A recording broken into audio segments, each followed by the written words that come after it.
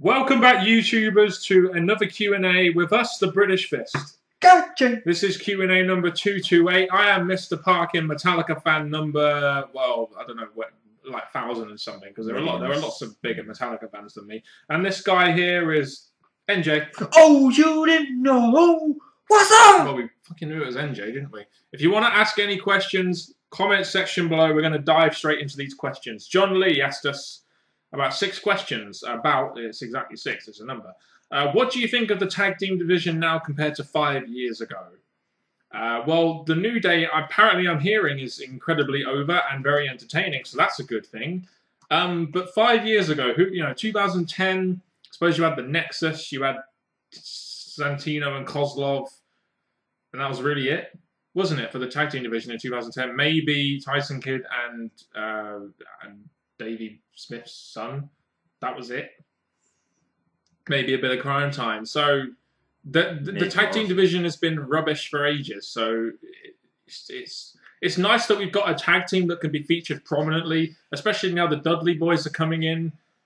But it's still, I mean, it's maybe a little bit better, but not fantastically better. No, if you compare it to 5 years ago, I say 5 years ago was better, even though we didn't have a New Day back then like we do now. But even New Day can't really save the tag team division. They're having to put wrestlers together to make a tag team feud or make a tag team division. And the tag team division is not really exciting me right now. Bring the Dudleys in, we can get some good matches here and there. But I can't see it going long term. They're going to have to suddenly bring in a load of tag teams or something to make the division feel more alive. Should WWE get rid of producer Kevin Dunn? I hear he is trying to bury NXT wrestlers. Okay. The only way we can answer this is when we watch WWE on TV and the way it is produced, are we seeing anything fresh and new? Is it the same old way of producing the show?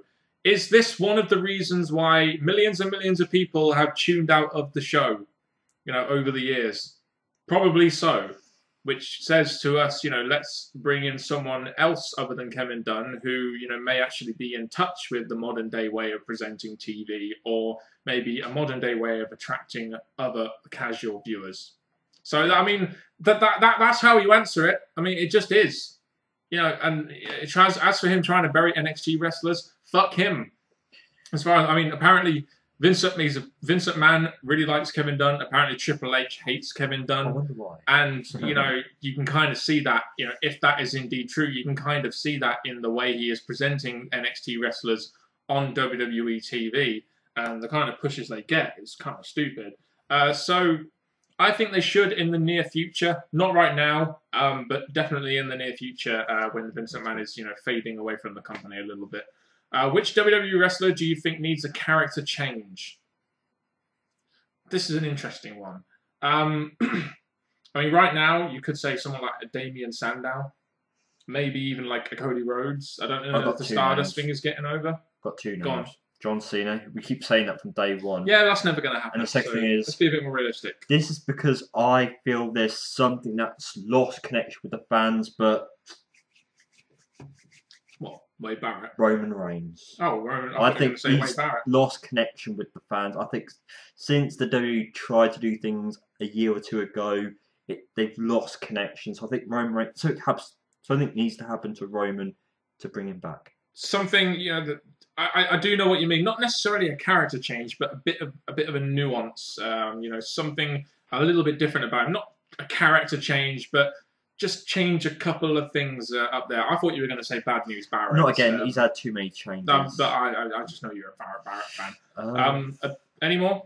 Because I'm going to move on if we can't. A part of me thinks, because I know he's had a few, but Cesaro.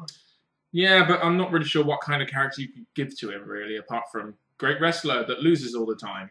Opinions on EC3 being TNA Champion. Do you think it's hypocritical for fans to trash Roman Reigns, but it's okay for him to become champion? I think the difference there is that EC3 is TNA Champion.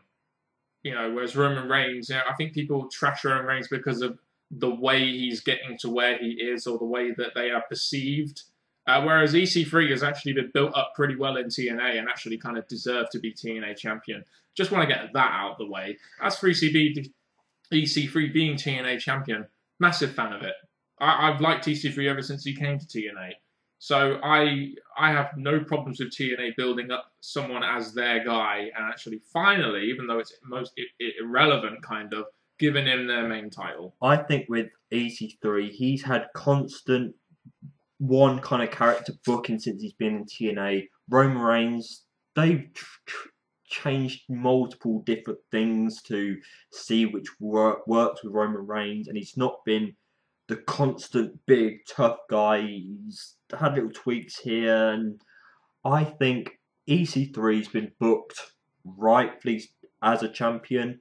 Roman Reigns, the WWE have done a few mistakes with him. Also, I think the difference between the EC3 character and the Roman Reigns character is that the way EC3 is and how entertaining he is as a heel, the key word there being heel and entertaining, the hardcore fans kind of, cheer. They want to root and cheer for the guy just because he's kind of like a cool, funny, corny heel. Whereas Roman Reigns is a babyface that is being booked in the WWE way, and that is why fans don't gravitate towards Roman Reigns. I mean, as soon as they realised he was the special one, they started booing him. So, I mean, what more do you need? Opinions on Jeff Jarrett becoming the King of the Mountain champion? That was funny.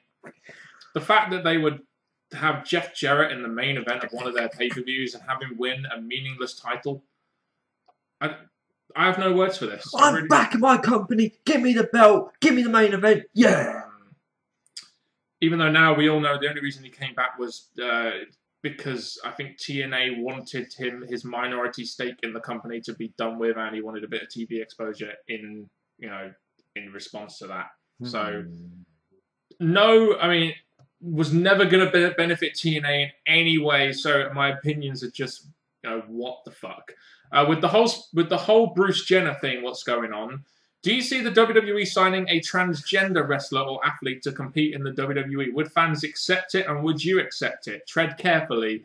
The LGBT community might be more sensitive than TNA fans and call you transphobic. LOL. As this is a very sensitive question, one that would be very difficult for us to answer. The answer to that question is I don't see WWE signing a transgender wrestler or an athlete. Unless they are very skilled in the ring or they see the ability for them to draw money. I don't know if fans would accept it. I mean, I'm quite happy to accept it. I don't see any reason why they can't have a transgender person in the WWE. It depends on how it depends on how you portray him. It's like, or him or her, sorry. It's like with TNA and the whole Chris Melendez thing. He's got one leg and he's a war hero. Fair enough, but they're just putting it out there, and they're not letting people naturally gravitate towards the underdog. They're just using that whole thing, and it is a very sensitive issue, but they're just treating it in the wrong way. And that's what I feel WWE would do with something like this if they were going to do it. It's kind of like when would they push a homosexual in Darren Young? It's kind of like that, isn't it? Do you want to answer this question or move on? I do. I'm quite worried because if they do this and bring one in, because it can happen at any point. Because if a transgender tries to sign to come to the WWE, are they going to turn them away? No, probably give them a tryout. The worry I have, if they get a contract and all of a sudden they build up a storyline or bring in a heel talk to the transgender and it gets insultive, how are they going to write it, and how is it going to come across, and how fans are going to react to it? How is the wrestlers involved going to react to this? And I think that could be a quite worrying, damaging thing to happen. Not saying it shouldn't happen, it just depends on how the WWE write it to happen. And especially as a publicly traded company as well, they've got to tread very carefully with that kind of stuff. Especially now that they've got such a PG image as well. I think we've answered as much as we can with that question. Renegade Man 83. Thoughts on Undertaker returning, and do you think it's pointless feuding with Brock Lesnar? I mean, Lesnar broke the streak. Undertaker wants revenge. Okay, fair enough. You know, you could do another big match with them, and try and bring some people's eyes to the product. I really didn't see the point in them having another match, to be honest. I mean, the only reason they've done it is just because they can. So I thought it was kind of pointless with Taker feuding with Brock Lesnar again. These questions for wrestling fans and fans who have opinion on these two topics we're talking about, the one before and this one. With me, the Undertaker streak lost, and I've said this multiple times, even now when they've tried to convince that Taker staying around is a good idea. His streak finished. That was his lifeline, his reason to keep coming back, the reason to get his paycheck at WrestleMania. He lost. Undertaker being the man who he's been built up as, I think he should have been, or unless the WWE paid him extra, he should have respected that and finished. If he wanted revenge, when he comes for a special Raw or his goodbye promo or whatever, nothing stops him taking out Brock then just for a special moment. I think trying to keep him on for as long as possible without his streak, for fans like me, I'm not sure who else, it's just not working. I'm not feeling this. And I just wonder, after WrestleMania 30 and the way they ended the streak, I'm just wondering, are people actually interested in this? Especially if Undertaker's coming back for revenge, why has it taken him 1.5 years? Or why did he go after Brock Lesnar? Why did he go after Bray Wyatt first? And, it didn't really make too much sense in that way from a logic standpoint. It was just WWE trying to get another big match out of Undertaker and Brock Lesnar. And they're going to do another one at Hell in a Cell. And I think, to be honest, that's meant to be the last match in this storyline. But what stops Taker having a WrestleMania match? It being WrestleMania and all. Do you watch Tough Enough? We answered that in the last Q&A. No. Do you see Chad Gable as the next Kurt Angle? I haven't really seen much of Chad Gable. I must have stopped watching NXT when he kind of came in with his tag team with Jason Jordan. So I haven't seen enough of Chad Gable to really judge whether he could be the next Kurt Angle. I'm hearing he is an amateur wrestler, and I've heard the Kurt Angle comparisons with Chad Gable. But I don't think, I think Kurt Angle was a very special talent, and I don't think that, anyone is going to take quite a lot for anyone to get anywhere near a Kurt Angle, to be honest. I watched the takeover and I saw the respective fans and stuff cheering for him, comparing him and stuff. But I think it's quite a compliment to put him up there with Kurt Angle on his first developmental shows.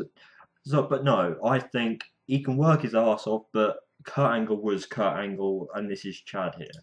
Yeah. Do you think Nikki Bella is hurting the Divas division, and do you think she is getting special treatment because she is seen as bitch?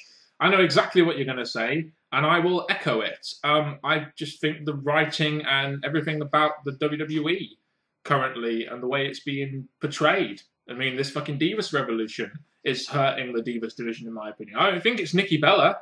I think it's the way WWE writes for their Divas and the way they make them seem like second-class citizens in their storylines. If they get a fucking storyline. That's pretty much it. The only thing I'd add is you can hate Nikki Bella, but I think it's the writing as Nikki's a champion, Nikki is a diva, that's made fans go against her.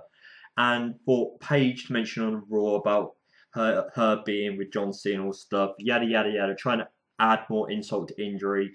I do think it's more about how the WWE have written her feud and title reign that's made fans see her in certain ways. And with regards to this whole Cena's bitch argument, let's just firstly look at the fact that, she broke AJ Lee's record for the longest running Divas champion. It was obvious, they were obviously going to do that. And if someone like AJ Lee was, as related with CM Punk, you wouldn't want AJ Lee being your longest reigning champion. Look at it from WWE standpoint. When they look back in the past, they want to be able to say that they don't want to say AJ Lee was the longest reigning champion. They want to say Nikki Bella. And the whole scene is... The news story that came out was that John Cena went to Vince McMahon or whatever and said, look, Nikki Bella shouldn't lose her title. And fans went on that like, oh, Nikki and John, they're playing the politics card. But I think the whole thing there was more to do with the fact that I think Nikki Bella wanted to draw a bit more of a storyline out, and rather than have the title change on a Raw, have the title change happen on a pay-per-view where it would mean a little bit more. I think that's what it was. I don't think it was them politicking. I think they just said to Vince, let's not do the title change on Raw. Let's do it on a pay-per-view. Let's do it on a special event, which is actually going to mean something. That's what that was all about, not the politics card. To be honest, the whole booking for the finale of Nikki's title reign, I just think they went round the wrong way, and I'm going to say this now. I don't mind Nikki. I think it's just the writing her as the champion that's made fans go against her. RFV089. Mr. Parkin, what teams do you think will make the top 4 next season in the BPL? I assume you mean this season, as you probably asked this question earlier on in the year. I would have said always Chelsea, City, Arsenal, Man United with the top 4 easy. I don't think Liverpool will get in there. NJ, better movie franchise, X-Men or Spider-Man? I've never really been a Spider-Man fan. I just don't consider him as a top hero of mine, so X-Men. Does the current WWE product just seem like there isn't any long-term plans for it? I've had this argument a few times. There are a few things going on within the WWE. Apart from Brock and Take, I'm not going to defend that. But there's other little things going on that have been going for quite some time. And there's fans saying, oh, finish this. I'm like, but this has been built up. Like, biggest example, people complain about Seth and Kane. That feud has been booked for a long time. And fans say, oh, finish it. I'm like, one minute you want it to be WWE to have long term, and then when it happens and it's been booked quite well, you want it to end. I was just going to say, how many times have the fans been crying out for long-term booking in the WWE? I mean, I can understand why they're not interested in a Seth Rollins-Kane match, but they can at least appreciate that this has kind of been built up long-term. It's been built up for the best part of, 6 months? So what more do you want? Anyway, but the WWE product, long-term, it's never something I've really associated with the WWE, long-term plans. I haven't seen too many examples of long-term plans on the WWE main roster when it comes to Raw and SmackDown.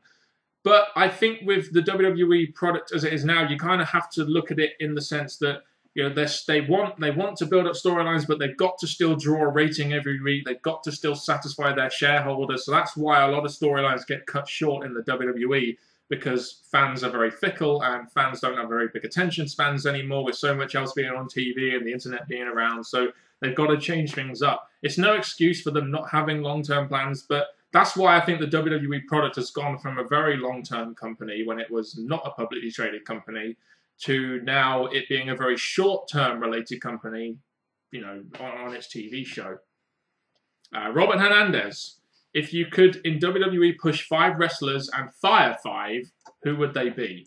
I think we'll end on that question because that is a very good question that could devote a few minutes of our time to. So WWE push 5 wrestlers. So this is who we want to be pushed. Yes. If you could in WWE push 5 wrestlers and fire 5. Okay, I'll name 2 to begin with. Go on. I want Barrett to finally get it, and I would like Cesaro to finally get it. I would like to see WWE, I know he's getting a push, but I'd like to see WWE go all the way with Bray Wyatt, make him a top heel in the company. Sure. I would like to see WWE push Kevin Owens. Cool. Because I feel like Kevin Owens could be that different kind of heel. Like in NXT, he was just a dominant heel that wasn't scared of anyone. If you booked him that way, he could kind of be like a Brock Lesnar in a way. Would the 5th be Ambrose or Rusev? I think it'd be one of those 2. So. I mean, I'd probably... I'd ideally want to push both. I mean, to be honest, I'd want to push probably 10 wrestlers to be potential main eventers, but you've limited us to 5, sort of. Ambrose or Rusev, I think, would fall into that category. And I think many others would fall into that category as well. As for firing 5, who would they be? Can we name divas? What divas that we want to fire? I've got one diva. Or what diva you want to fire? Fire. Go on. Get rid of Alicia Fox. I just don't care. Yeah. Okay. I agree. I think you can fire Zack Ryder. By now. I I think you could fire. I mean, oh god, who else could you fire? Just trying to think of jobbers, really. I can't. I mean, I haven't watched the product in such a long time. I'm not really familiar with the roster, to be honest. The thing of who comes out each week and think they've pretty much ran out of. You could fire. I mean, I was going to say Adam Rose, but he's Why pretty, not? He's pretty good on NXT. The thing is, I don't really want to fire 5 people because I think WWE need all the talent they can get, especially when it comes to jobbers. So I can't think of 5 people I would like to fire because I wouldn't want to fire anyone in the company. If I could see their salaries and what they were costing the company, I could make a decision based on that. Like if Zack Ryder was earning mega bucks, which he probably isn't, I'd probably, you can get rid of Zack Ryder. Or if Dolph Ziggler was earning like the same amount of money as a main eventer, you could probably say get rid of Dolph Ziggler because he doesn't justify the contract. But as from our standpoint, from where we're looking at it, I can't think of anyone I'd really want to fire from WWE at the moment.